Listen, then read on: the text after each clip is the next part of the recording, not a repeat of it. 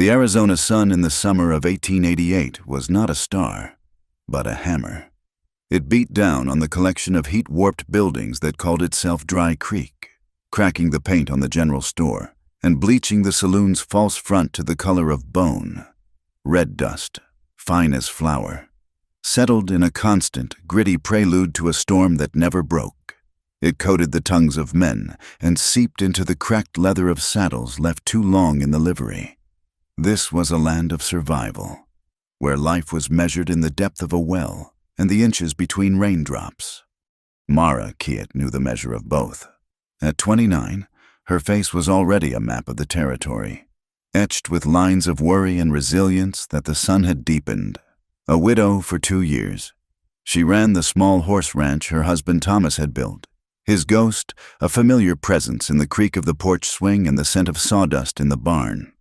She was stubborn, a trait folks mistook for bitterness, but was in fact the simple, unadorned will to endure.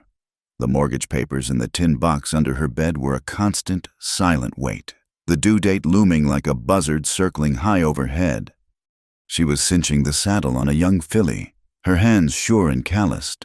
When the polished buggy rolled up the lane, it was as out of place as a silk handkerchief in a dust storm. Silas Crowell stepped out, a man whose suit was too dark and whose smile was too bright for the washed-out landscape. He moved with the unhurried grace of a man who owned the ground he walked on, even when he didn't, yet. "Mrs. Keat," he said, removing his hat. His voice was smooth as river stone. "A pleasure to see you on this fine morning." Mara grunted, giving the cinch a final tug. The morning was not fine. It was suffocating. "Crowell, I trust you've had time to consider my proposal," he went on, ignoring her curtness. He gestured vaguely at her spread the modest house, the sturdy barn, the corrals holding the fine line of horses she and Thomas had bred. "Progress is coming to Dry Creek. Mara, the railroad needs a straight path, and that path requires land and, more importantly, water. My offer is more than generous." "My land isn't for sale." It was the same answer she'd given him twice before. His smile tightened, a barely perceptible shift. Generosity, like a spring, can run dry. Behind him, leaning against the buggy, was Clay Mercer. Where Crowell was smooth, Mercer was all jagged edges. A plug of tobacco bulged in his cheek, and his grin was a brown-stained affair that never seemed to meet his cold, flat eyes.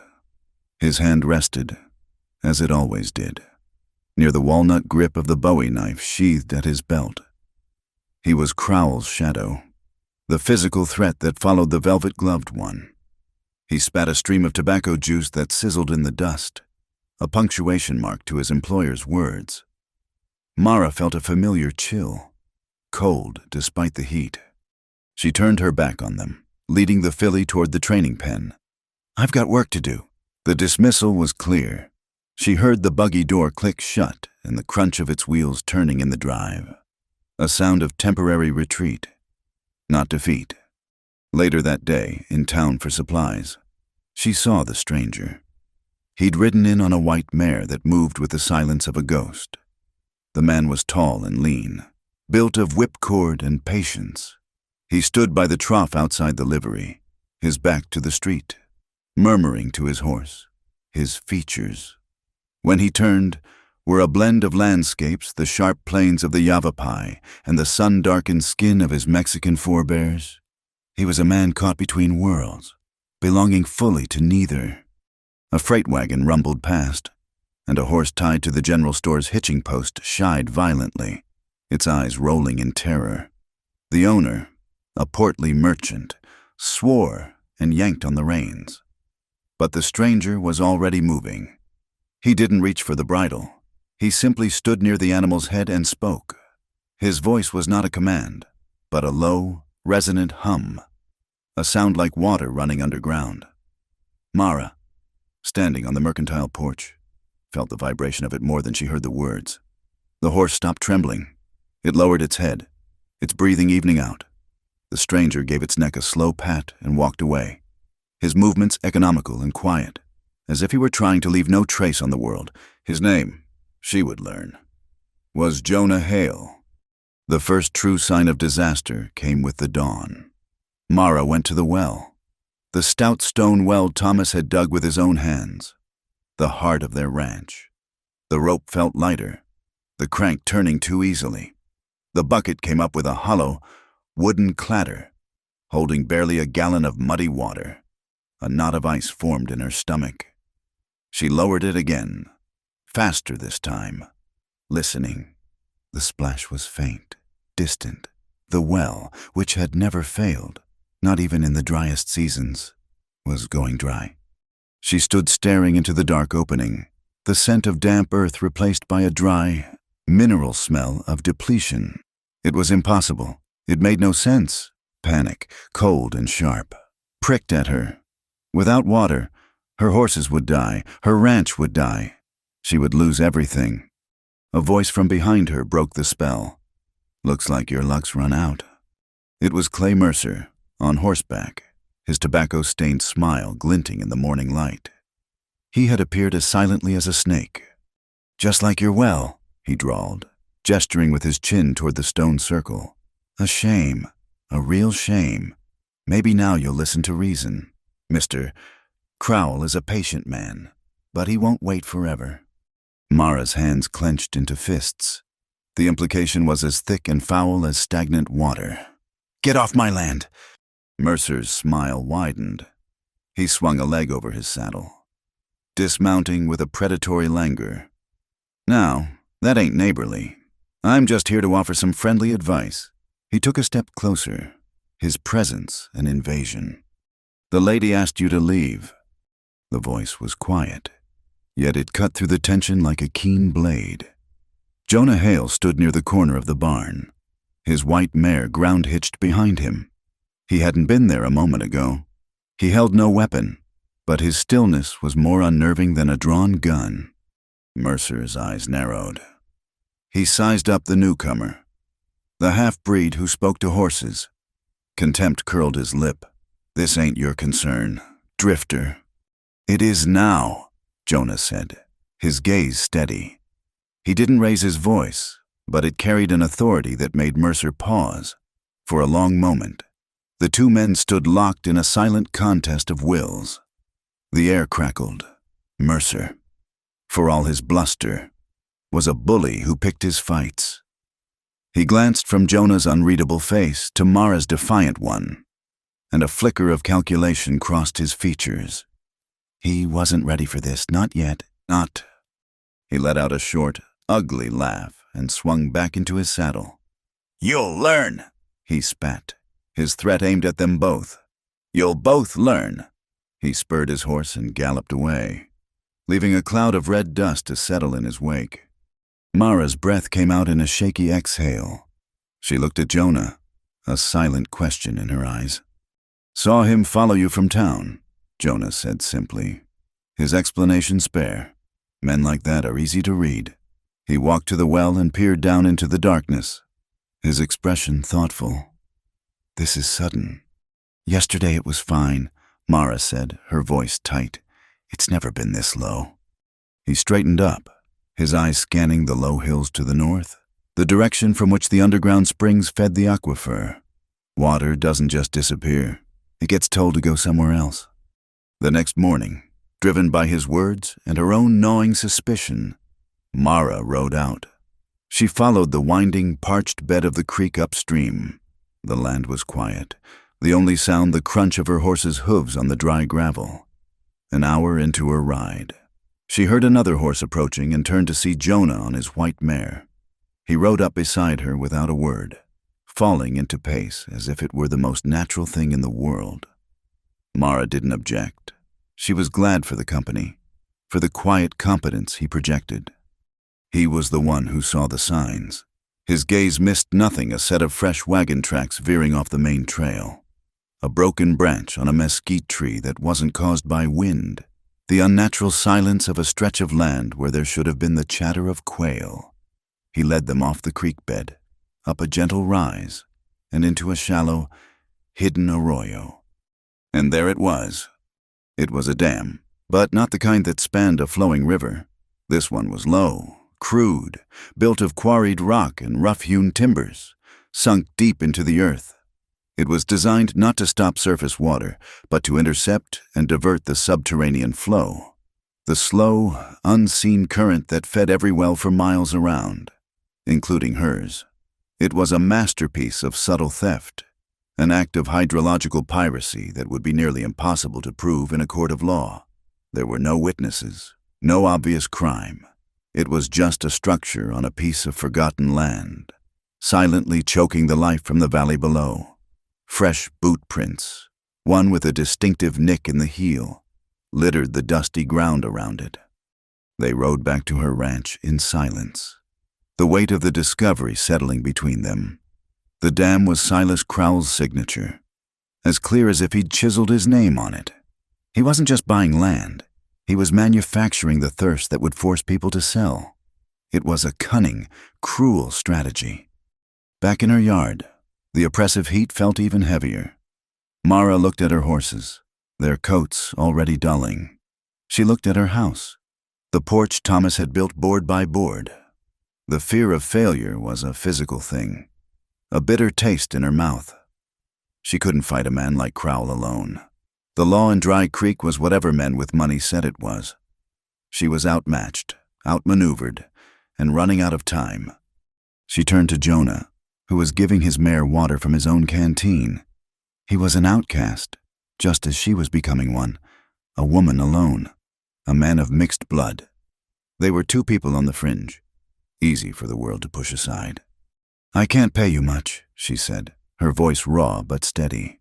"Room and board, a few dollars when I can spare them. But I need help. I need someone who understands this land, someone who sees things that other people miss." Jonah finished watering his horse and screwed the cap back on his canteen. He looked at her, his dark eyes searching her face. He saw the fear, but underneath it, he saw the core of iron that held her together. He thought of Crowell's polished cruelty and Mercer's casual menace. He had drifted for a long time, looking for something that wasn't rotten, something worth defending. He nodded slowly. "There's an old saying my grandmother taught me," he said, his voice that low, quiet rumble. "Water shared is water doubled." He held out his hand. "I'll help you." Mara took his hand. His grip was firm, his palm as calloused as her own. It wasn't a promise of victory, but it was a promise not to stand alone. A fragile alliance was forged in the dying light, under the shadow of a hidden dam, at the start of a long, dry fight. The alliance was not a day old when the war came to her doorstep. The sun was barely a pink smear on the horizon when Jonah's sharp call sliced through the morning quiet. Mara ran from the house, her heart a cold stone in her chest before she even saw it. In the main corral, 3 of her best broodmares were down. One was already gone, her legs stiffly angled. The other 2 were struggling, their breaths coming in ragged, frothy pants. Their beautiful, intelligent eyes were glazed with pain and confusion. A wave of nausea and fury washed over Mara. She knelt by her favorite, a gentle bay named Annie, stroking the mare's trembling neck. "What is it? What's happened?" Jonah was already at the water trough. He didn't answer immediately, but dipped his fingers into the water, rubbing them together. He brought them to his nose, his expression hardening into a grim mask. He came over and knelt beside her, holding out his hand. "Smell." She leaned in. The faint, acrid scent of kerosene clung to his fingertips. He pointed toward the trough. In the still water, catching the first rays of sun, was a faint, rainbow-colored sheen. It was almost invisible, but it was there. Poison. A slow, sickening poison meant to look like colic. "They filled the troughs last night," Mara whispered, the horror dawning. "I thought it was me, or Jonah. I never checked." The sabotage was as cowardly as it was cruel. They hadn't just stolen her water, now they were defiling what little she had left. They lost the second mare by mid-morning, the third by some miracle of constitution or a smaller dose. Fought through it, but she was weak. a shadow of her former self. The day grew hotter, the sun beating down with an indifferent ferocity. There was nothing to do but dispose of the bodies. The ground was too hard for digging, the labor too immense for 2 people. A pyre was the only way. They dragged the heavy bodies to a clearing downwind from the barn. The work was grim, silent, punctuated only by grunts of effort and the buzzing of flies. By noon, the pyre was built. As Jonah set it alight, a plume of greasy, black smoke coiled into the pristine blue sky, a funeral banner visible for miles. It felt like a part of her soul was burning with them. The smoke was the smell of defeat, of a loss so profound it was almost a physical blow. The pillar of smoke drew visitors. The first was Reverend Morrison, his buggy kicking up a cloud of righteous dust. He was a man whose piety was a weapon, and he aimed it with precision. He offered Mara his condolences, his voice dripping with a practiced sympathy that didn't reach his eyes. His gaze, however, kept sliding to Jonah, who stood apart, his face stoic and unreadable. "A terrible tragedy. Mara," the Reverend said, shaking his head. "A true test of faith. The Lord works in mysterious ways, but one must always be wary of the company one keeps. Strangers bring strange troubles." The insinuation was as thick and black as the smoke. He was planting a seed of doubt, using her grief to isolate her further. Mara's spine stiffened. "Jonah Hale is here because I hired him. Reverend, the only strange trouble I've had came long before he did." Morrison gave her a pitying look, as if her grief had addled her mind, and soon departed. His duty done, the smoke and the whispers would do the rest of his work for him. The next visitor wore a tin star. Sheriff Dawson was a large man running to fat, his uniform straining at the seams. He moved with a lazy authority, but his eyes were sharp and calculating. He didn't bother with condolences. "Heard you had some trouble," he said, hooking his thumbs in his belt and looking from the pyre to Jonah. "Livestock dying off. Well running dry. A woman alone has a hard time of it." "This wasn't dying off, Sheriff," Mara said flatly. "My horses were poisoned. My well was sabotaged." Dawson chewed on a toothpick, shifting it from one side of his mouth to the other. "That's a serious accusation. You got any proof of that? Any witnesses?" "The proof is burning right there," she said, her voice trembling with rage. "And as for witnesses, folks in Silas Crowell's employ don't tend to leave them." The sheriff sighed, a theatrical sound of long-suffering patience. "Now, Mara, you know Mr. Crowell is a respectable man, a businessman. He's bringing progress to this territory. He made you a fair offer. Maybe you ought to think on it again. Might save you a whole lot more trouble." The threat was delivered as friendly advice. He was not here to investigate a crime. He was here to deliver a message. He glanced at the smoldering pyre, then back at her. "You let me know if you decide to be sensible." He tipped his hat and ambled back to his horse, the law turning its back on her. When he was gone, the silence that fell was heavier than before. Mara felt a crushing sense of isolation. The church, the law, the pillars of the community were propping up the very man who was trying to destroy her. She sank onto the porch step, the fight draining out of her. Jonah let the silence sit for a long while before he spoke. "There's an old seep, a half-mile east of here," he said quietly, walking over from the corral. "My grandmother's people used it when the creek was low. It won't be much, but it should be clean. Enough for us and the horses for a while. If we haul it." Mara looked up, a flicker of hope stirring in the ashes of her despair. He had not offered sympathy or empty words. He had offered a solution, a way to keep going. It was a lifeline. That evening, they found the seep. It was hidden in a small cleft of rock, overgrown with stubborn desert shrubs. A dark, damp patch on the stone face wept a slow, steady trickle of water into a small, naturally hollowed basin. It was a miracle in this parched land. They filled their canteens in 2 large buckets. the work of hauling water back to the ranch a welcome, practical distraction. The next day, Mara drove the wagon into Dry Creek, her list of supplies longer than her purse. While she was in the general store, a woman with intelligent gray eyes and a no-nonsense demeanor approached her. It was Nora Finch, the town's schoolteacher. She was a spinster by choice, a woman who valued books over husbands and whose sharp mind was respected, if not always liked. She had worked as a clerk in a judge's office back east before coming west for her health. "Mara," she said, her voice low, "I saw the smoke yesterday. I am so very sorry." Unlike the Reverend, her sympathy was genuine. "I also heard what the sheriff said and what the Reverend is implying." She glanced around the store. "Don't let them isolate you." Before Mara could respond, Ezekiel Pike came in, known to all as Zeke. He was a freighter, a powerfully built black man whose quiet dignity was a shield against the indignities he often faced. He nodded to them both. "Mrs. Keat, Miss Finch." His eyes held a deep well of compassion. "I have a run to Prescott next week. If you need anything brought back, you just say the word, no charge." It was a simple offer, but in this climate, it was an act of profound solidarity.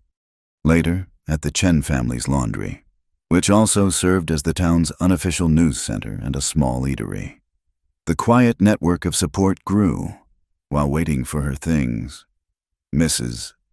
Chen, a small, bird-like woman with watchful eyes, served Mara a bowl of noodle soup.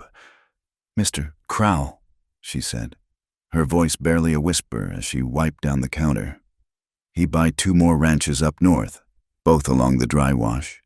He tells everyone the railroad is paying top dollar." She paused, her meaning clear. He was buying up all the land that controlled the water.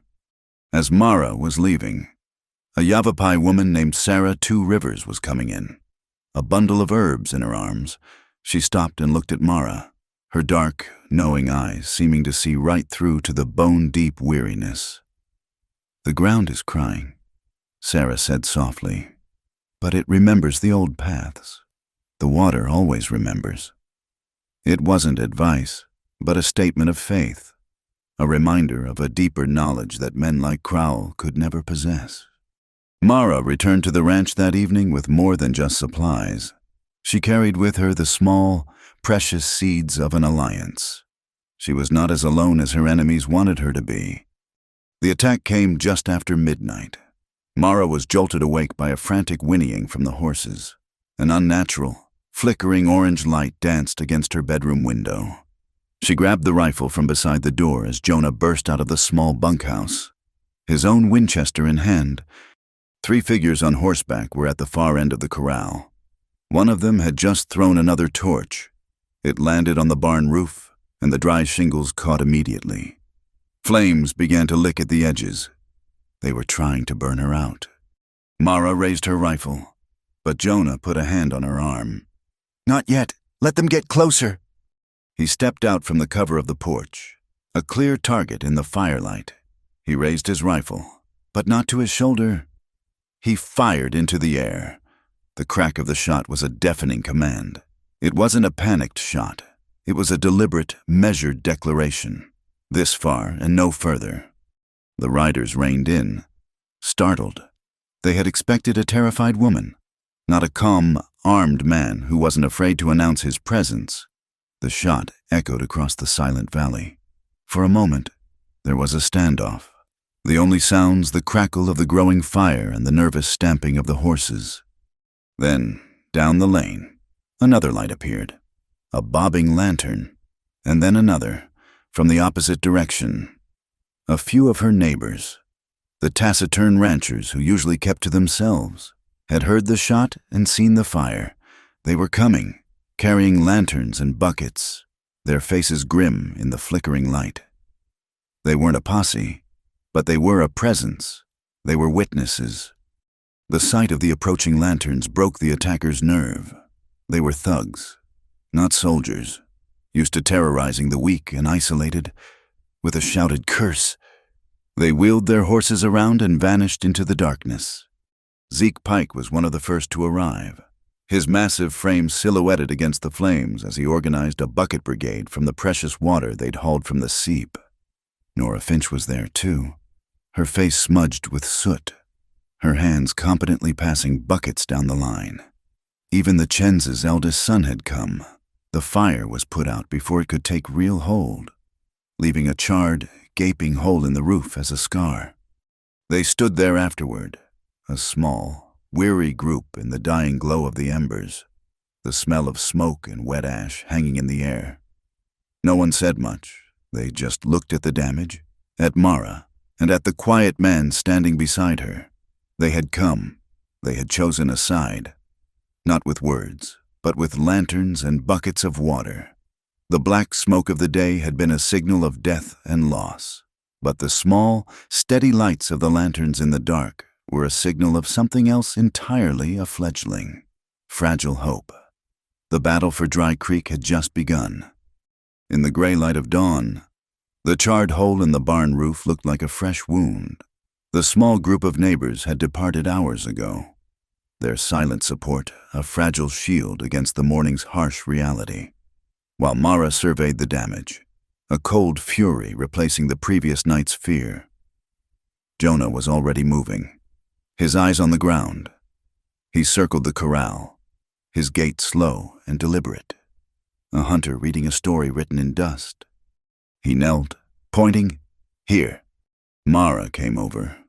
In the churned earth left by the attackers' horses was a single, clear boot print. It was unremarkable, except for one detail, a small, empty circle in the pattern of the heel, where a metal hobnail or rivet should have been. "I've seen this print before," Jonah said, his voice low, "at the dam." The connection was forged, a direct line from the men choking her water supply to the men trying to burn her off her land. It was the proof she needed, but it was proof that carried its own danger. To get more, they would have to go back. They rode out an hour later, leaving the ranch under the watchful eye of Zeke Pike, who had returned with his shotgun and a quiet promise to stand guard. They didn't follow the creek bed this time, but cut across the open scrubland, Jonah leading the way. He followed a trail invisible to Mara, reading the subtle language of bent grass, disturbed pebbles, and the faint, days-old impression of that unique boot heel. His focus was absolute, a physical manifestation of his deep connection to the land. The tracks led them further into the Badlands, a broken, hostile country of eroded hills and sun-baked rock. They passed the hidden dam, giving it a wide berth. The boot prints continued, leading them toward a towering wall of red rock that seemed to block any further passage. A box canyon. "A dead end," Mara said, reining in her horse. Jonah shook his head, his eyes scanning the rock face. "Nothing out here is a dead end. It's just a different kind of door." He dismounted and walked the length of the wall, running his hand over the stone. He stopped at a place where a thick growth of cat-claw acacia clung to the rock. Pushing the thorny branches aside, he revealed a narrow opening, barely wide enough for a horse to pass through single file. They wanted this place to feel like it was finished. They led their horses through the gap. The passage opened up into a wide, enclosed canyon, and Mara gasped. It wasn't empty. Where there should have been a dry, sandy floor, there was a lake, a vast, still, impossible body of water shimmered under the sun. 50 acres or more, held back by a second, much larger, professionally engineered dam at the canyon's far end. It was her water, the water of every rancher in the valley. It was all here, a stolen ocean in the heart of the desert. On a ledge overlooking the reservoir stood a small shack, and 2 men with rifles lounged in its shade. They were guards. This wasn't just a secret. It was a fortified asset. Jonah pulled her and the horses back into the shadows of the passage. They tethered them and crept forward on foot, finding cover behind a jumble of boulders that gave them a clear view of the shack. They watched for nearly an hour, the sun climbing higher, the silence of the canyon amplifying the audacity of the theft. Just before noon, a buggy arrived, kicking up dust along a track Mara hadn't noticed on the far side of the canyon. 2 men got out. One was Silas Crowell's man, Mercer. The other, dressed in a city suit and a mayor's self-importance, was Judge Hutchins, the highest official in Dry Creek. Hutchins and Mercer walked to the edge of the water, where one of the guards unrolled a large map on a flat rock. They huddled over it, their voices carrying faintly across the water. "The main pipeline will follow the survey line," Mercer was saying, his voice a gravelly rasp. "Once the rail spur is approved, we control the whole basin." Hutchins nodded, a greedy little smile on his face. "And the water rights petitions?" "Buried," Mercer grunted. "The railroad declares eminent domain, and the federal land deeds won't matter. This reservoir will be the only drink for 100 miles. The scale of it hit Mara with the force of a physical blow. This wasn't just about forcing her out. It was about monopolizing the lifeblood of the entire region, all under the color of law provided by a corrupt mayor. They were stealing the future. As she shifted her weight, her boot dislodged a small stone. It skittered down the rocks, the sound like a gunshot in the still air. All 4 men at the water's edge snapped their heads in their direction. One of the guards raised his rifle. "Go!" Jonah hissed, grabbing her arm.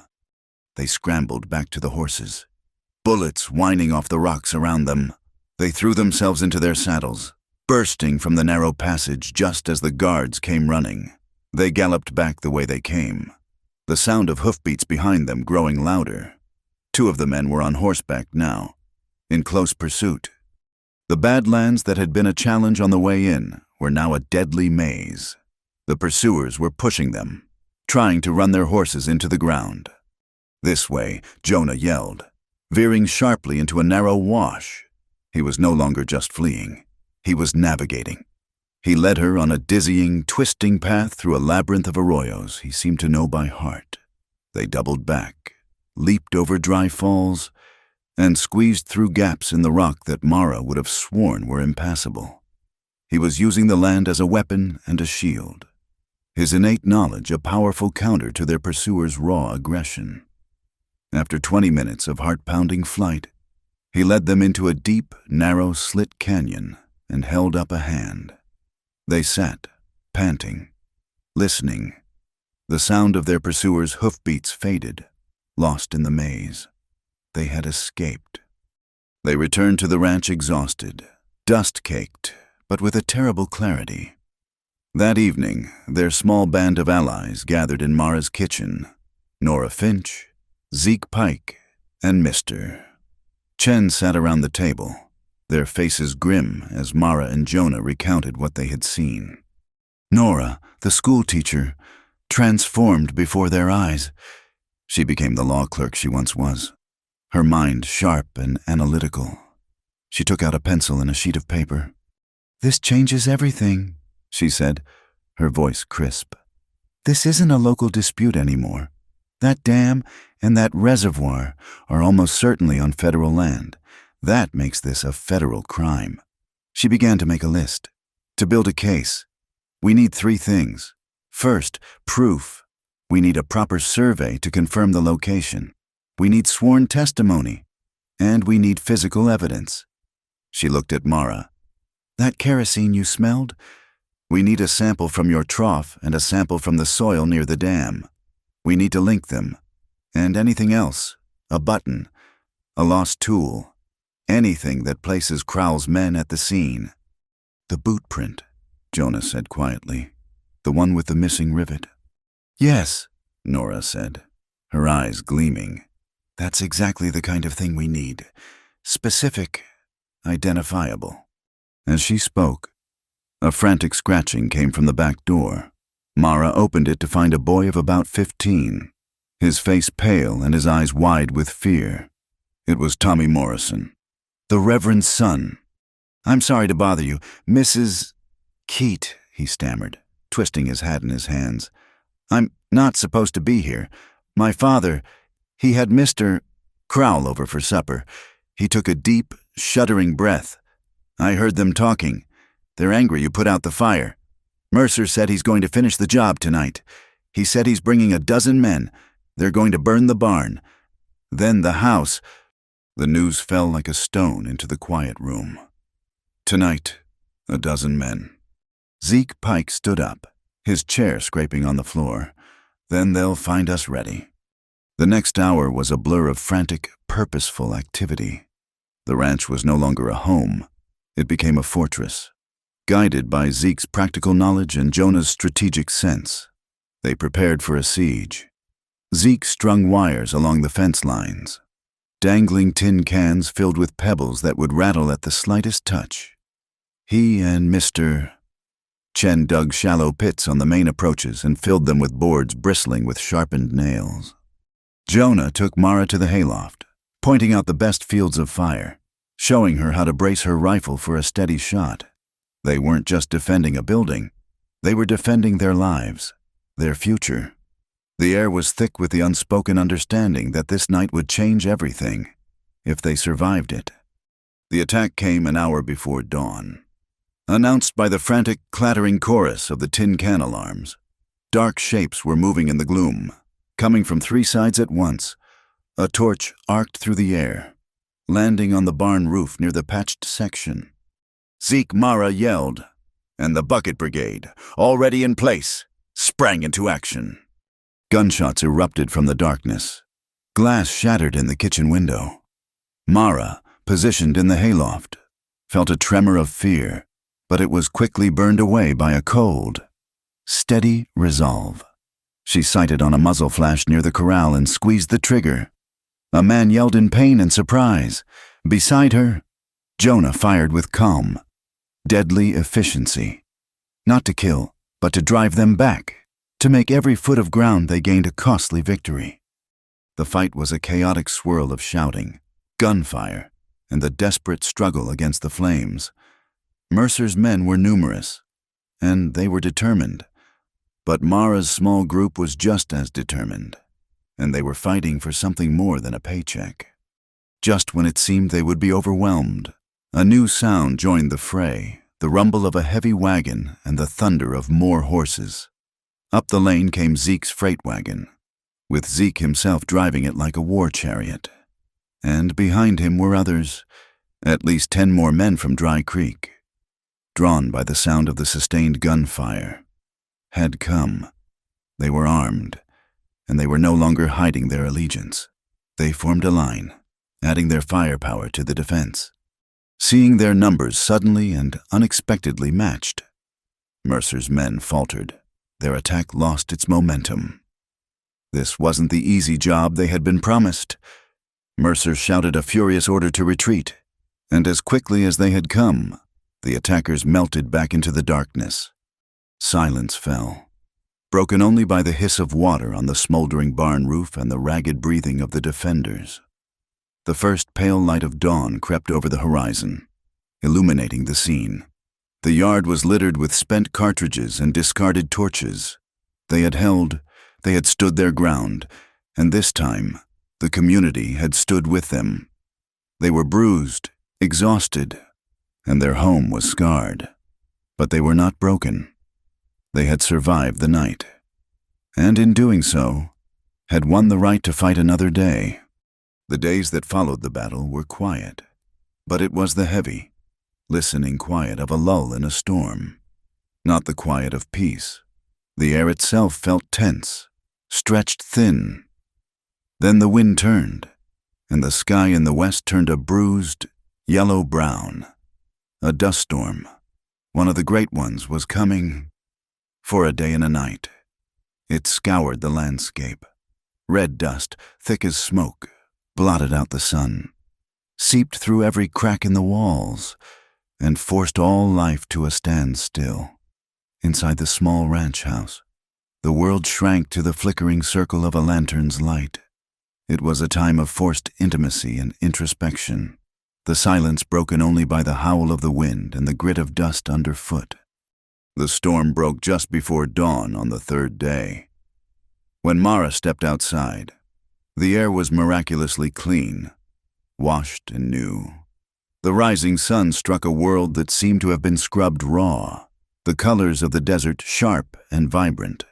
She felt an overwhelming, primal need to do the same for herself, to wash away not just the layers of red dust, but the accumulated grime of fear, violence, and exhaustion.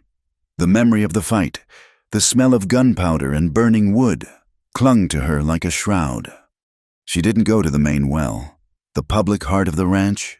Instead, she took a bucket and a bar of soap and walked to the small, hidden seep Jonah had found. It was her secret place now, a cleft of rock where life wept silently from the stone, here, in the cool, clear light of the new day. She felt a privacy the ranch house could no longer offer. She set down the bucket and began to work. The water was shockingly cold, but it was a clean, honest cold that made her feel alive. As she washed, she began to hum, the tune rising unconsciously from a place deep inside her. It was a simple folk melody, one that Thomas had loved. He would whistle it while he worked, a cheerful, off-key sound that she had once taken for granted and then missed with an ache that was almost a physical pain. Now, the notes formed into words, sung softly, for no one but the rocks and the rising sun. It was a song of farewells and homecomings, of love lost and endured. This act was more than a cleansing of the skin. It was a ritual of reclamation. She was washing away the widow, the victim, the frightened woman fighting for her property. She was trying to find Mara Kiet again. The woman who existed before grief and debt became the defining features of her life. For the first time in 2 years, she was not merely surviving. In this small, quiet moment, she felt as though she might be starting to live. The light caught the curve of her back and the spray of water from her hair, her form a silhouette of shadow and nascent light against the dark, wet stone. Jonah was up before the sun, his own rituals just as ingrained. He checked the horses first, his hands and voice soothing their storm-frayed nerves. Then he walked the perimeter of the ranch, his eyes reading the newly smoothed dust for any sign of night visitors. It was on his return loop, near the rock formations that hid the seep, that he heard it, the singing. It was faint, a thread of silver in the vast silence. It stopped him dead in his tracks. He moved closer, his steps silent out of instinct. He rounded a cluster of manzanita, and then he saw her. The sight struck him with the force of a physical blow. He froze, a hot wave of shame and reverence washing over him. This was not a sight meant for him. It was a private, sacred moment, and he was an intruder. His first instinct was to turn, to melt back into the shadows and leave her to her peace, to pretend he had seen nothing. But he didn't. He stood, hidden, watching for another second. And what he saw was not an object of desire, but a portrait of staggering courage. He saw a woman who had been through a private hell, who was in the middle of a war, washing herself clean in a crack in a rock and singing to the dawn. It was the most vulnerable, and therefore the most powerful thing he had ever seen. The urge to flee was replaced by an overwhelming, fiercely protective instinct. He looked down at himself. He was covered in the same dust of the storm and the struggle. He quietly shrugged out of his worn but clean cotton shirt. It was one of only 2 he owned. He folded it, not with the precision of a soldier, but with the care of a man making an offering. He stepped forward silently, his bare feet making no sound on the sandy soil. He placed the folded shirt on the flat top of a boulder beside the well stones, where she would be sure to see it. It was all he had to give. A simple piece of cloth that said more than words ever could. It said, "I see you. I am here. You are not alone. I will cover you." Then, just as quietly, he slipped away. When Mara finished, she reached for her own simple shift, and her hands brushed against the unfamiliar fabric. She stopped, her heart giving a sudden, sharp jolt. It was Jonah's shirt. She knew the feel of it, the faint scent of sun and horse and the man himself. She looked around, her eyes scanning the empty landscape. He was gone, A complex emotion welled up inside hers, not fear, not anger, but a profound and tremulous gratitude. He had seen her at her most exposed, and his response was not to take, but to give. She dressed, leaving his shirt where it was for a moment, a stark white flag of truce in the middle of their battlefield. Then she picked it up, holding it to her chest, and walked back toward the barn. She found him by the corral, checking a hoof on the white mare. He was shirtless, his back to her, the rising sun tracing the lean muscles across his shoulders. He didn't turn as she approached, as if sensing her need to set the terms of this new, fragile understanding. "You were there," she said. It was not an accusation. He finished with the horse's hoof and straightened slowly before turning to face her. His expression was steady, his dark eyes holding no trace of guile. "I heard the singing," he said simply, as if that explained everything. And in a way, it did. She clutched his shirt in her hands. It was my husband's favorite song. The words came out before she could stop them. A confession. "I haven't sung it since he died. I haven't felt like there was anything left inside me to make a song with." She looked up at him, her own eyes suddenly bright with unshed tears. "For 2 years, I've just been holding on, trying not to lose this place, because it was his. I was surviving, that's all. But last night, standing with the others, and this morning, it felt different. It felt like I was fighting for my own life, not just his memory." He listened, his gaze never leaving her face. He understood the distinction. He had spent most of his life just surviving, navigating the treacherous currents between two worlds that never fully claimed him. "My grandmother used to say that a person can die and keep walking around for years," he said. His voice the low, quiet rumble she had come to associate with a sense of calm. "She said you're not truly alive again until you find something to protect that isn't just yourself, or a memory." He looked out at the land, at the scarred barn roof, at the vast, indifferent sky. "I was afraid last night," he admitted. "Not of the guns. I was afraid of the fire, afraid of what it would do to you to see this place burn, to see them take the last piece of what you had." His honesty disarmed her. In this world of hard men and harder lies, his simple truth was a revelation. She took a step closer, holding out his shirt. "You lost your shirt," she said, a small, sad smile touching her lips. He took it from her, their fingers brushing. The brief contact sent a current of warmth through her. "I've lost more," he said, his eyes holding hers. "We both have. Maybe it's time we started finding things instead." The sun was higher now, the day beginning in earnest. The truce of the dawn was over. There was work to be done, a war to be fought, a case to be built. But the ground beneath their feet had shifted, irrevocably. They walked back to the house together, not speaking, inside.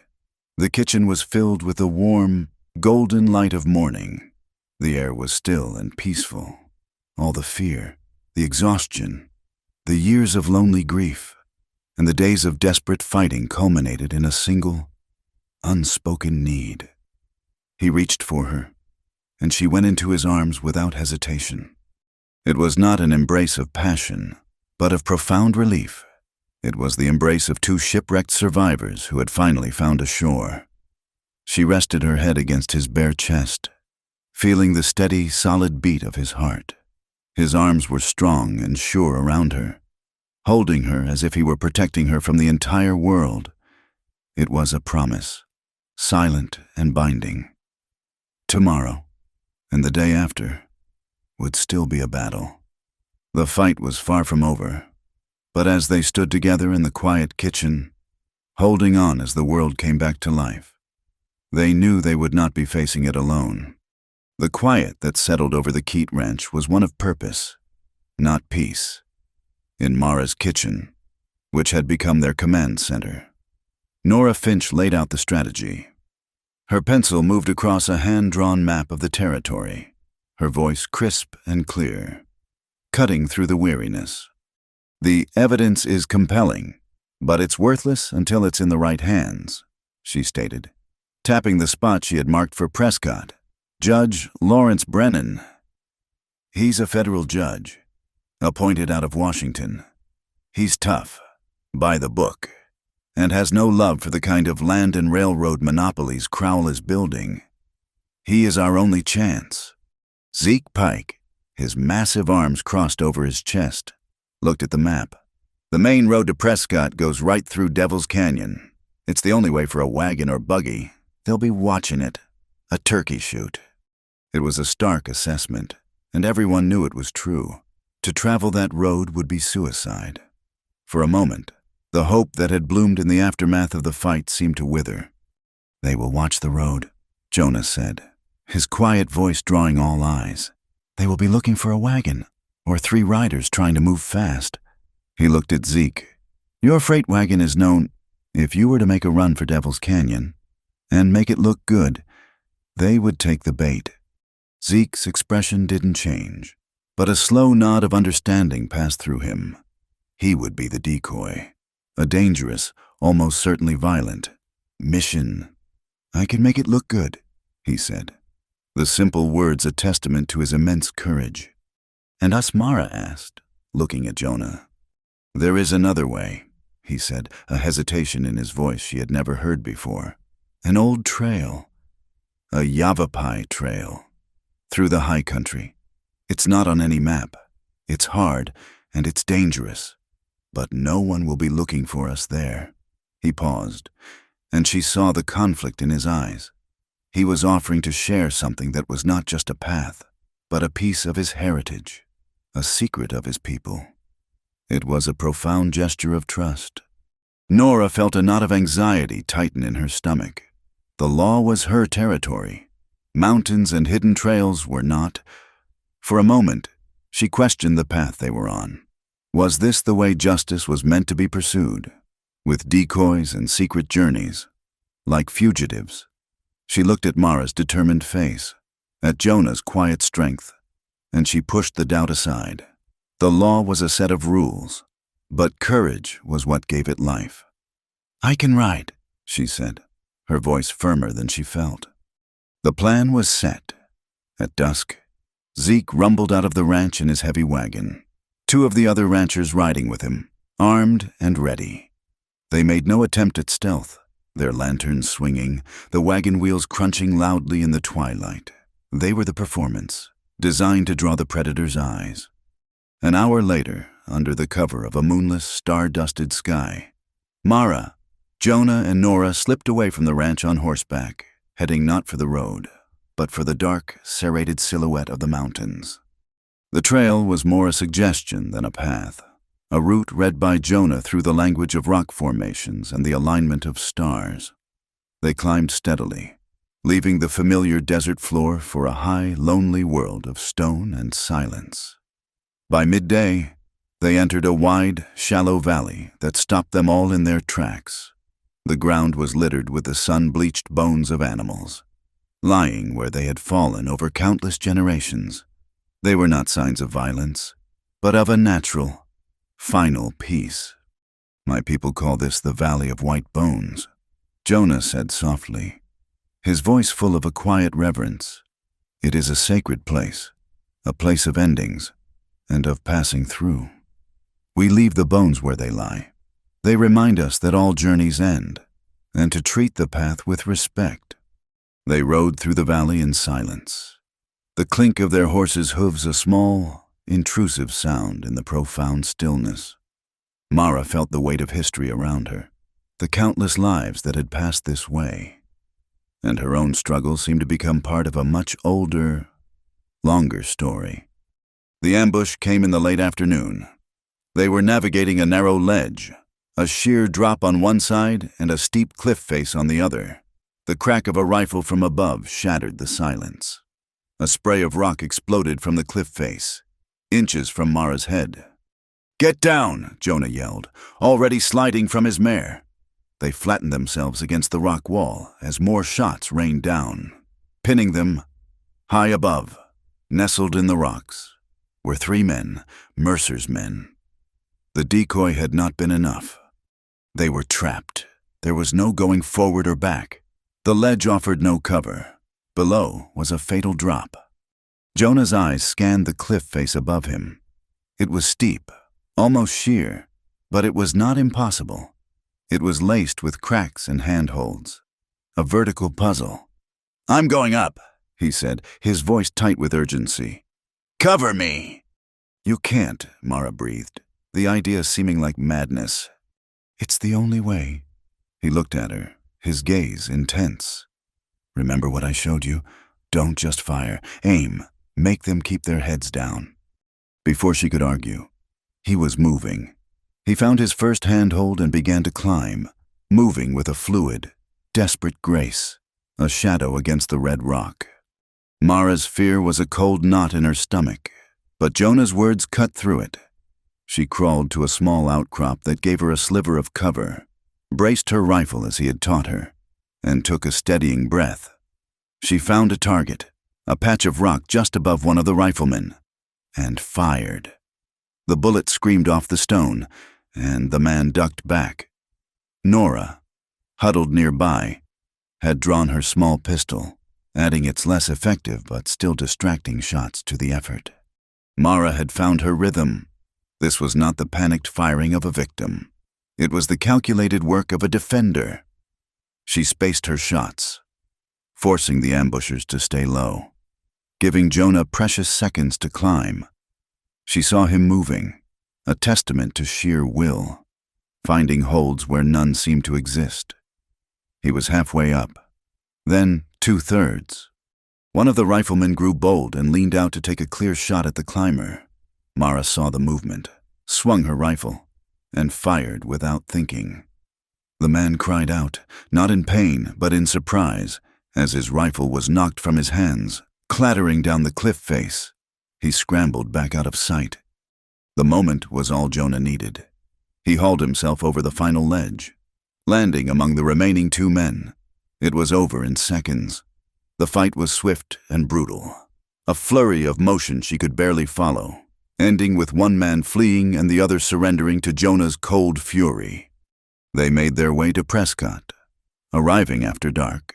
3 exhausted, dust-caked figures who slipped into the territorial capital like ghosts. The town was alive with the lights of saloons and hotels, a world away from the stark survival of the high country. Judge Brennan's house was a respectable, 2-story clapboard on a quiet street. It looked like an island of order and civility, but as they watched from the shadows of an alley across the street, they saw the flaw in their plan. 2 men were lounging on the corner, whittling sticks.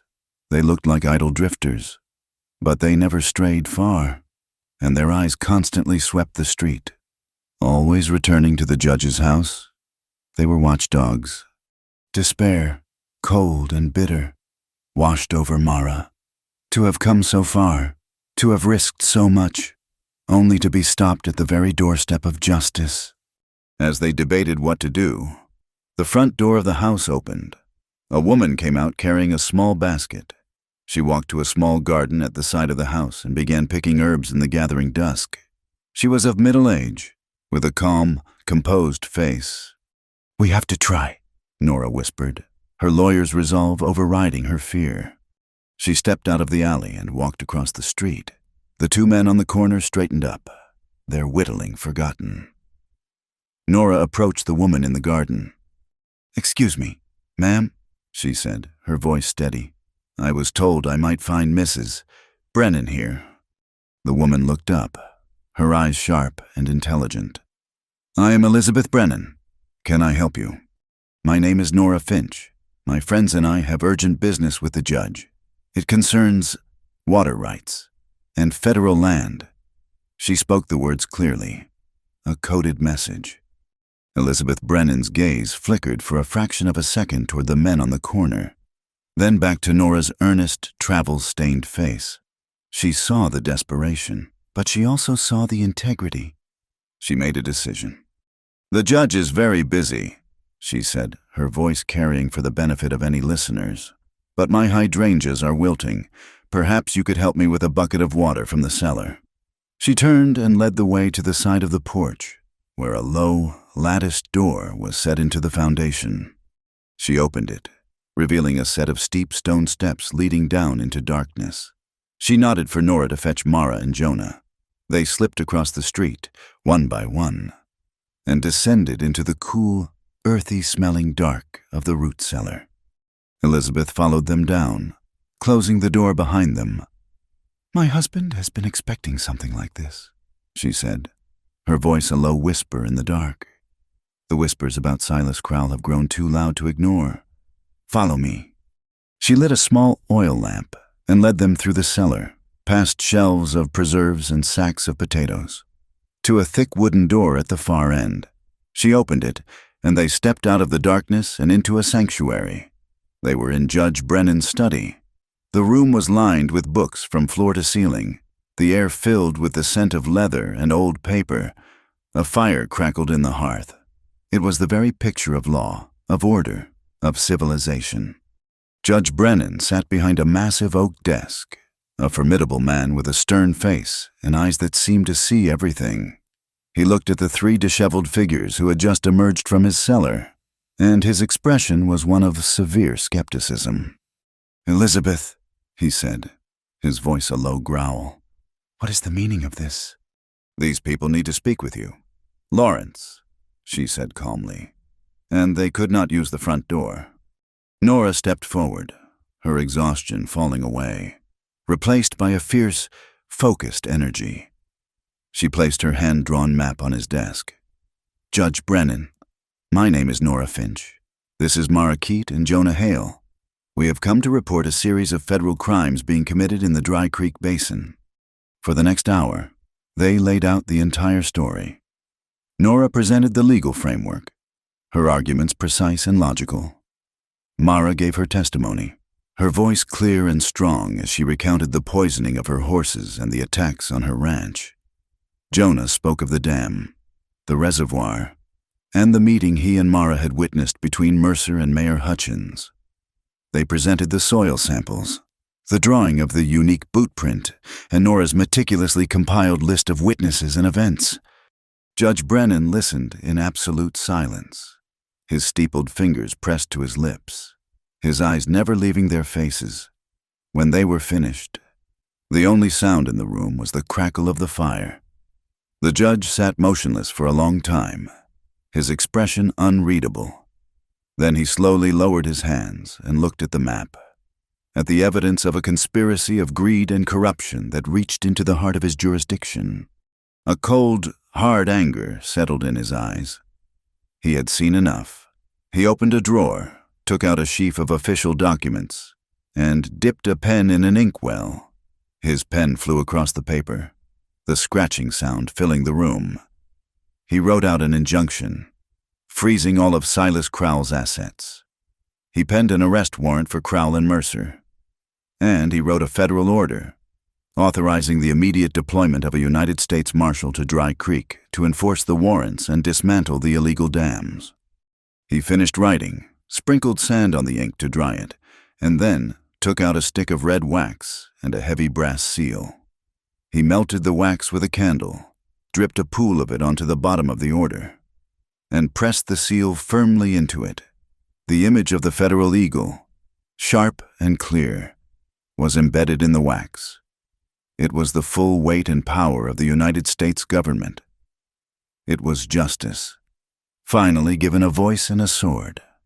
"Marshal Hartley will ride at dawn," the judge said, his voice like gravel. "Dry Creek is about to get a taste of the law." A bright, fierce ray of hope had just broken through the darkness.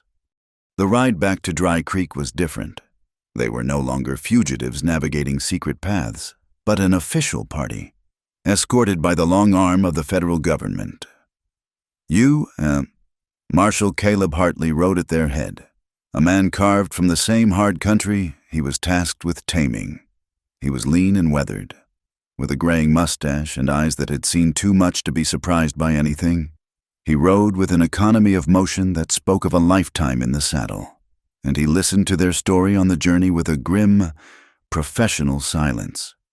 He was accompanied by two deputies, quiet, competent men who seemed to be extensions of his own will. They arrived in Dry Creek just after noon, the sun at its highest and harshest. The town seemed to hold its breath as the 5 riders came down the main street. Doors opened a crack. Faces appeared in windows. The arrival of a UMS. Marshall was an event, a sign that the world outside their small, dusty bowl had finally taken notice. Hartley did not stop at the hotel or the saloon. He rode directly to the sheriff's office, the word law painted in fading letters above the door. He dismounted, his movement stiff but deliberate, and looped his reins over the hitching post. Mara, Jonah, and Nora followed suit, a silent, weary trio standing as witnesses. Sheriff Dawson was sitting with his boots up on his desk, nursing a cup of coffee. He looked up as the marshal filled his doorway, and his lazy posture vanished. A flicker of alarm crossed his face, quickly masked by a veneer of belligerent authority. "Marshal," Dawson said, swinging his feet to the floor. "What brings the federal government to my town?" "Your town." Dawson Hartley's voice was dry as dust. "As I read the map, this is United States territory." He stepped inside, his deputies flanking the door. He didn't remove his hat. "I have a warrant, issued by Judge Lawrence Brennan in Prescott. It names Silas Crowell and Clay Mercer for conspiracy, illegal appropriation of federal resources, and intimidation of citizens." Dawson puffed out his chest. "Now hold on. Crowell is a respected businessman. This has to be some kind of misunderstanding." "The only misunderstanding," Hartley said, his voice dropping to a low, dangerous level, "is you thinking that badge gives you the authority to ignore the law instead of enforcing it." He took a step closer, his eyes like chips of flint. "I'm here to serve these warrants, and I'm relieving you of duty, pending a federal investigation into your conduct as an officer of the law. Take off the badge." Dawson's face turned a mottled red. He sputtered, looking for a threat to make, a piece of authority to cling to. He found none. Hartley's gaze was unyielding. The 2 deputies stood like stone statues, their hands resting near their sidearms, defeated.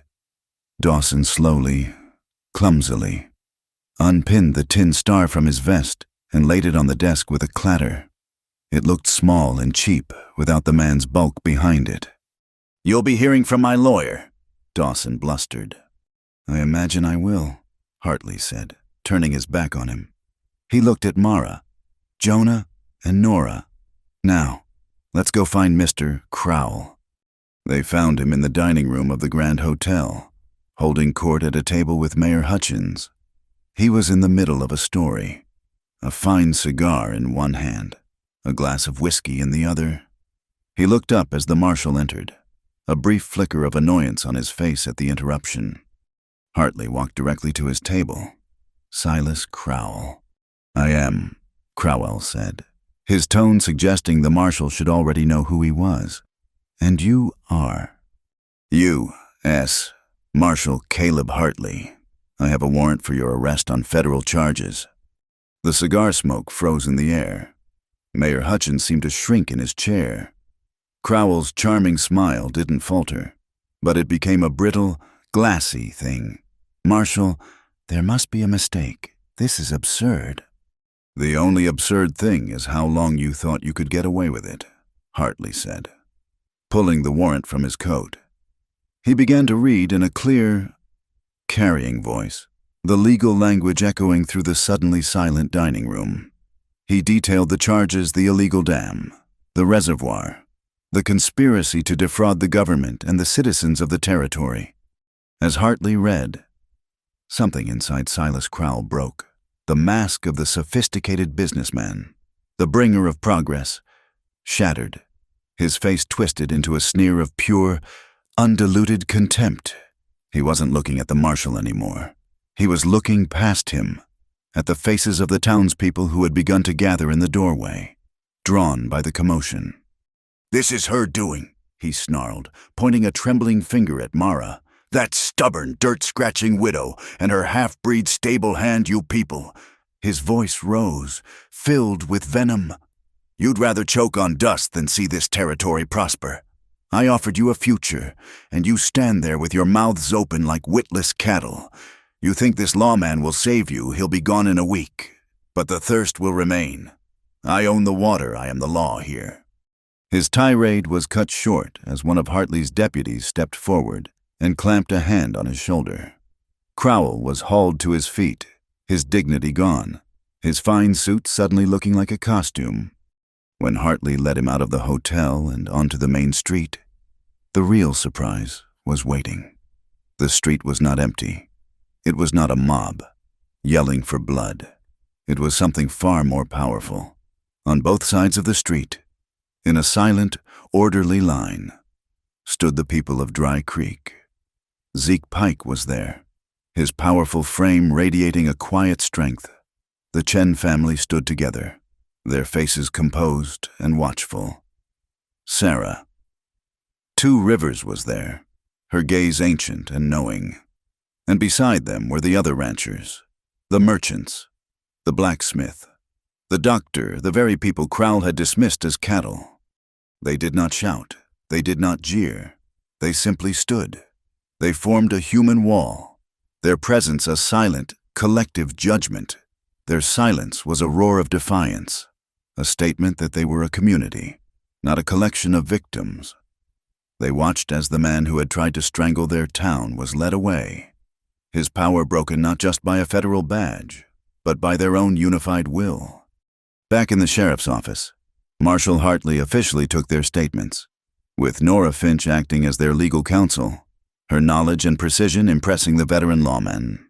He took possession of the soil samples, the drawings, and the rifle knocked from the ambusher's hands on the cliff. "This is a solid case.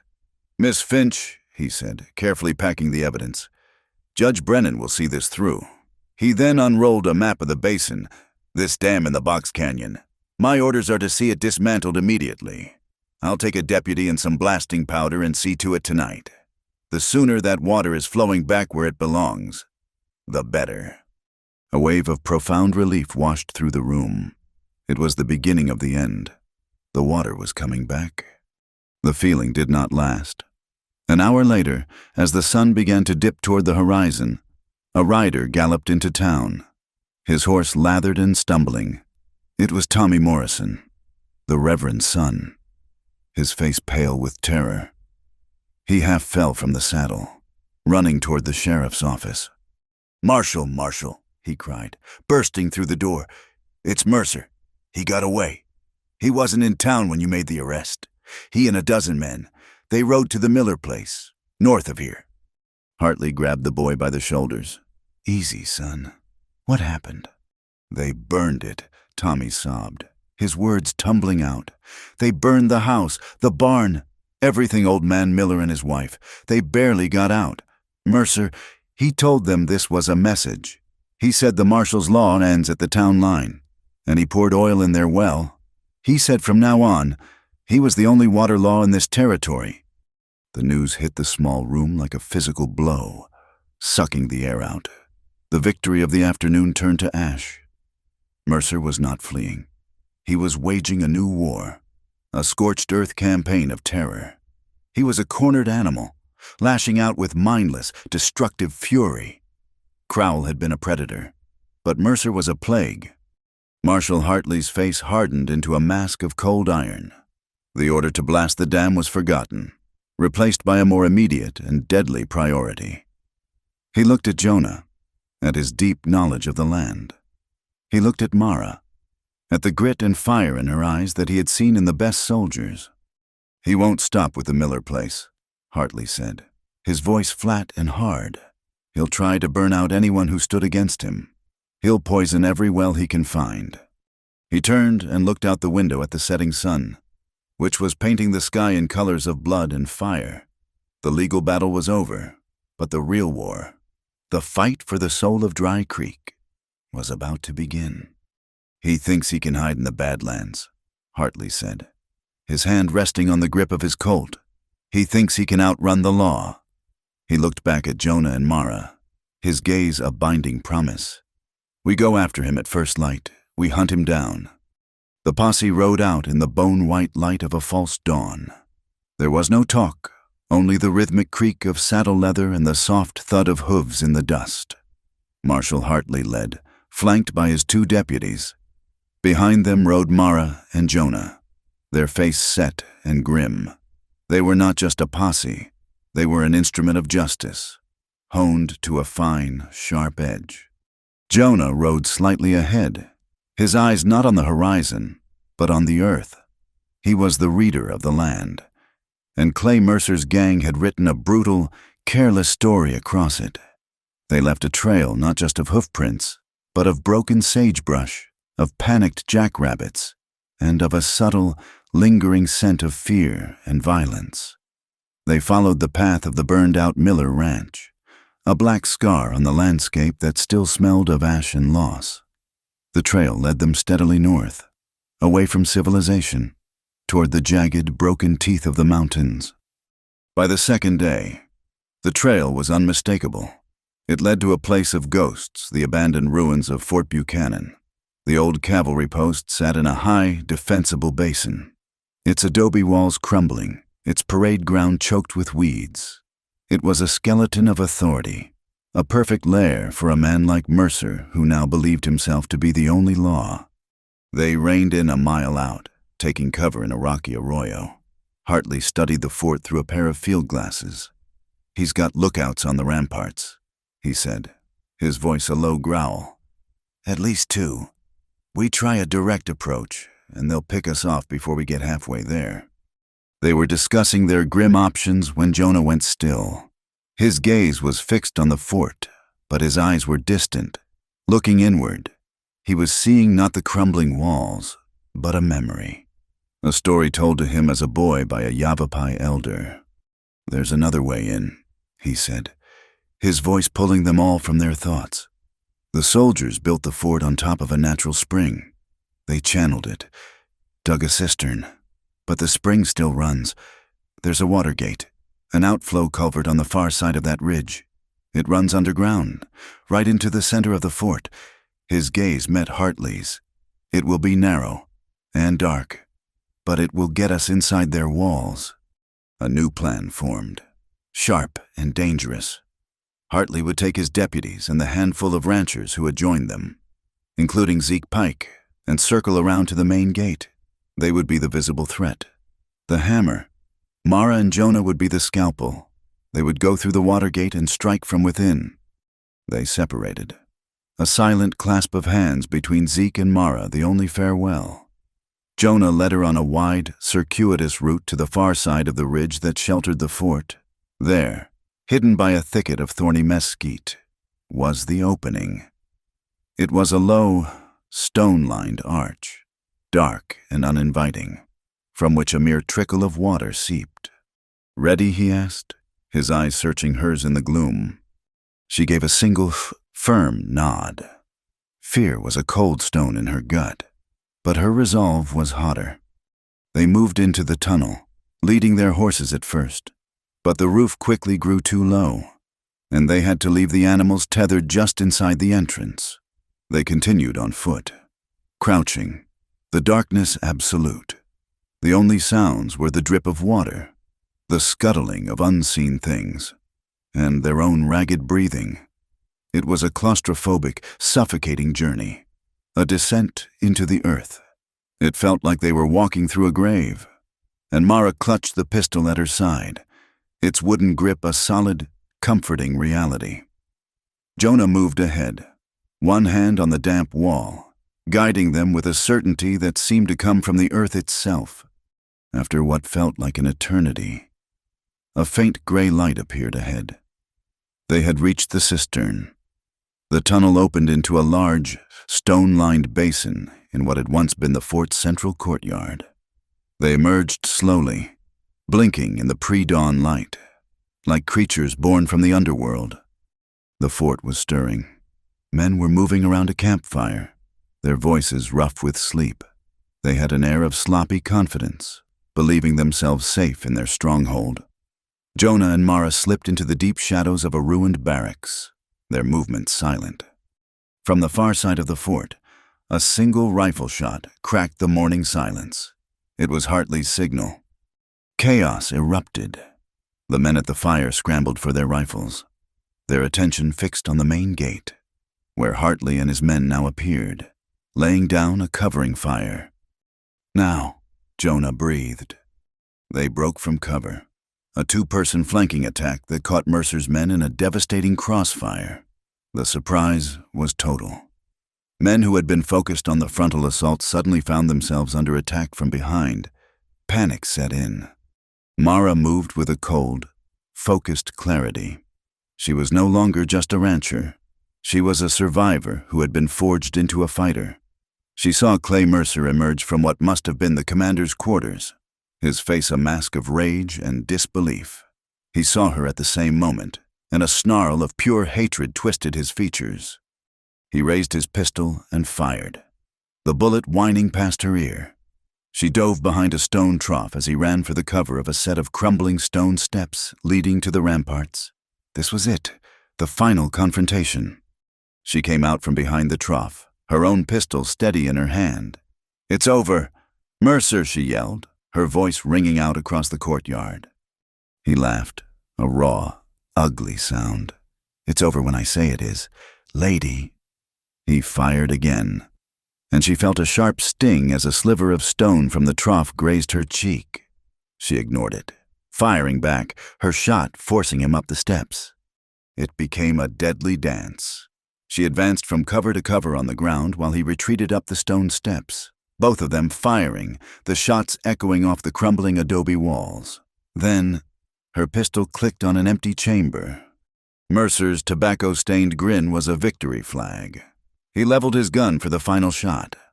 In that split second, a shadow detached itself from the side of the building. Jonah launched himself up the steps, silent as a panther. He didn't waste time with a warning. He brought the butt of his Winchester around in a vicious, horizontal arc that connected with Mercer's head with a sickening crunch. Mercer crumpled without a sound, his pistol skittering down the stone steps. It was over. Jonah stood over his unconscious form, his chest heaving, his face a grim mask of finality. They had taken him alive. They rode back into Dry Creek, not as heroes, but as weary soldiers returning from a war. Mercer and his captured men were tied to their saddles, a sullen, defeated procession. One of Hartley's deputies, a young man named Evans, was slumped over his horse, a dark stain spreading across his side. The whole town was waiting. A path cleared for them as they rode toward the doctor's office.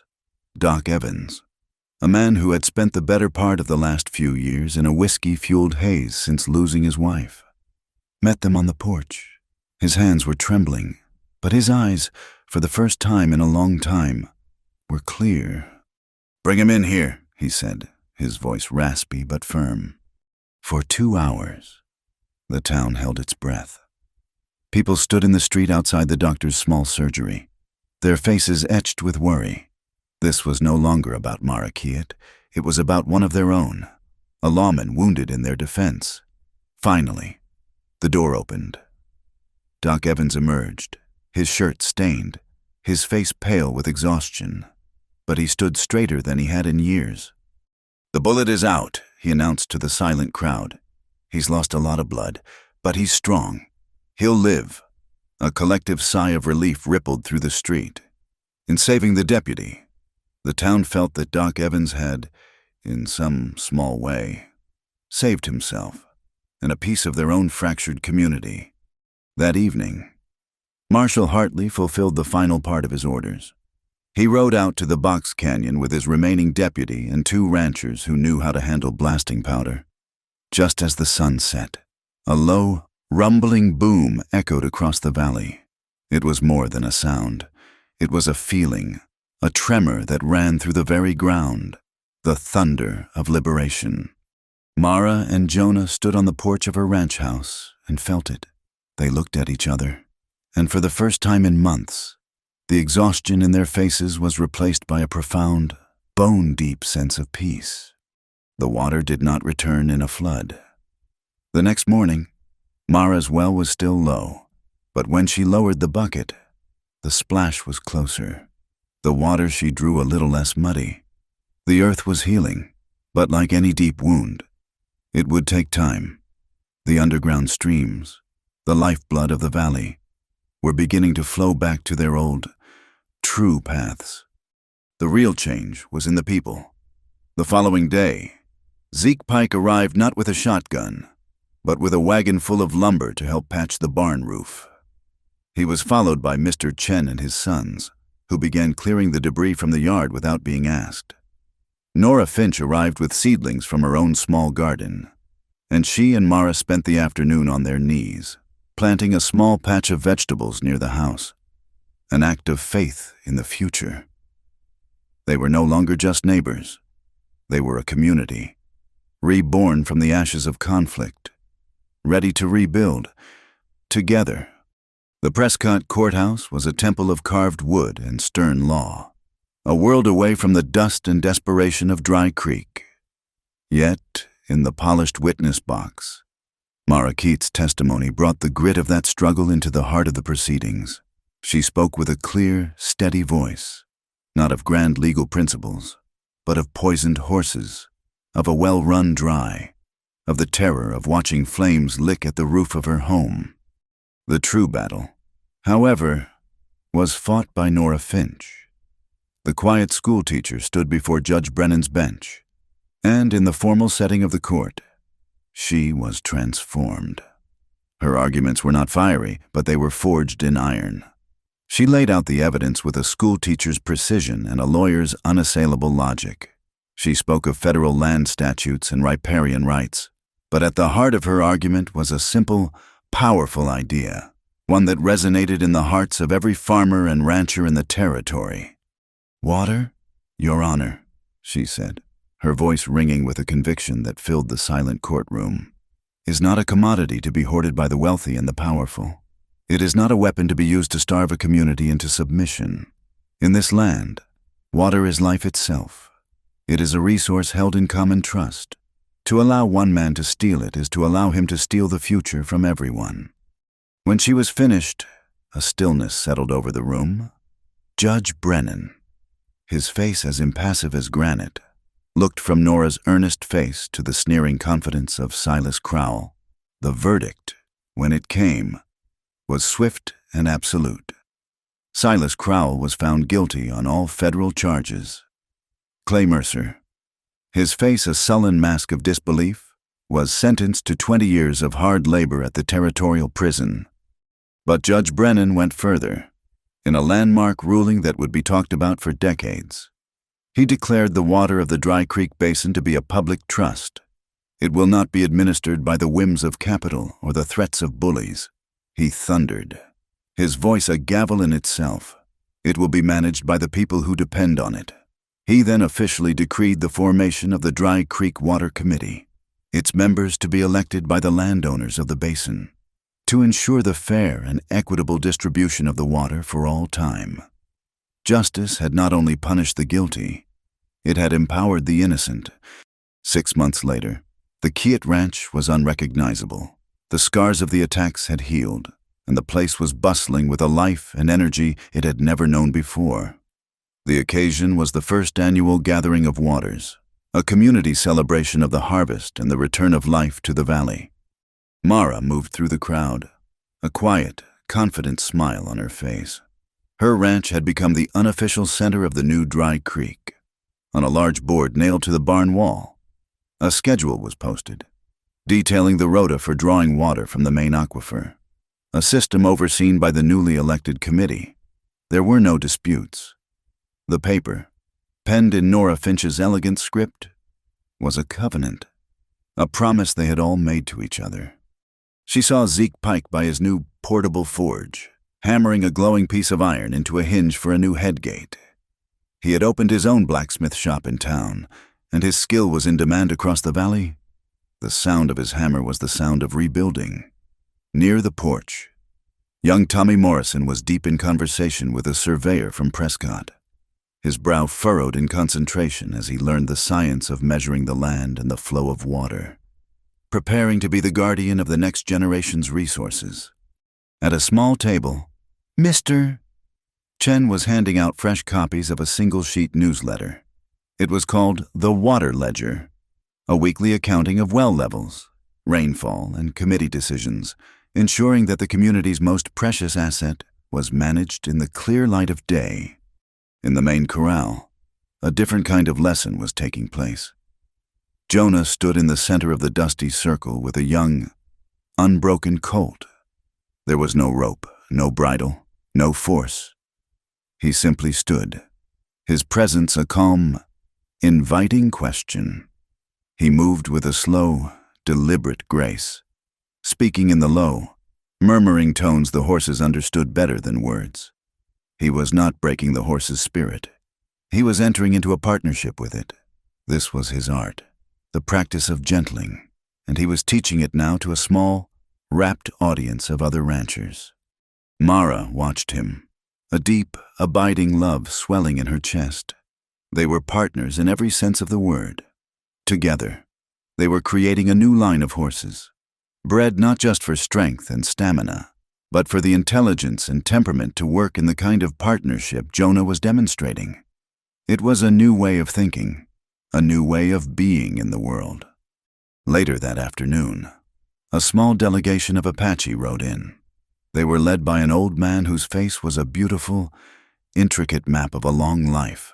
They came not with weapons, but with a gift. Through Sarah Two Rivers, who acted as an interpreter. The elder explained that they had heard of the battle for the water and the new law that shared it. He said that his people, too, had laws about water, laws that were carried not on paper, but in song. He then sang, his voice ancient and resonant, a song that told the story of the water, of its sacred duty to give life, and of the people's duty to honor and protect it. In return, Nora Finch, her eyes bright with tears at the beauty and solemnity of the moment, presented him with a carefully lettered copy of Judge Brennan's ruling and the new bylaws of the Water Committee. The old man accepted the paper with great dignity. He could not read the words, but he understood the spirit. In the shade of the cottonwood trees, an ancient, unwritten law and a new, hard-won one found common ground. The centerpiece of the new dry creek and the culmination of the day's celebration stood on a low rise overlooking the valley. It was a windmill, tall and proud, its steel blades gleaming in the sun. Every rancher had contributed to its cost, and every able-bodied person had helped to raise it. It was a symbol of their shared future, a machine built to draw life from the earth through cooperation, not coercion. As the sun began to set, the entire community gathered at its base. Marshal Hartley, who had ridden in for the occasion, was given the honor, but he shook his head and gestured to Mara. She, in turn, took Jonah's hand, and then beckoned to Nora, Zeke, and the others. They placed their hands together on the long iron lever of the pump. With a great, collective heave, they pushed it down. There was a groan of new machinery, a long, thirsty sucking sound from deep in the earth, and then a gush of clear. Cold water poured into the new stone trough. A great cheer went up, a joyous, uninhibited roar of victory and relief. "Water's up," someone shouted, and the cry was taken up by all, echoing across the healing land.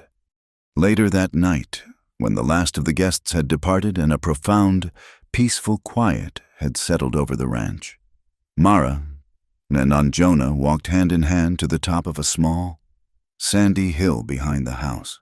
The stars were a brilliant, scattered dust of diamonds in the black velvet sky. The new windmill stood in silent silhouette against them. "We should build the new house here," Mara said softly, looking out at the valley, now dotted with the warm, friendly lights of her neighbors' homes, where we can see everything, where we can watch it all grow. Jonah wrapped his arm around her, pulling her close. The scent of her hair, of soap and sun and strength, was the scent of home.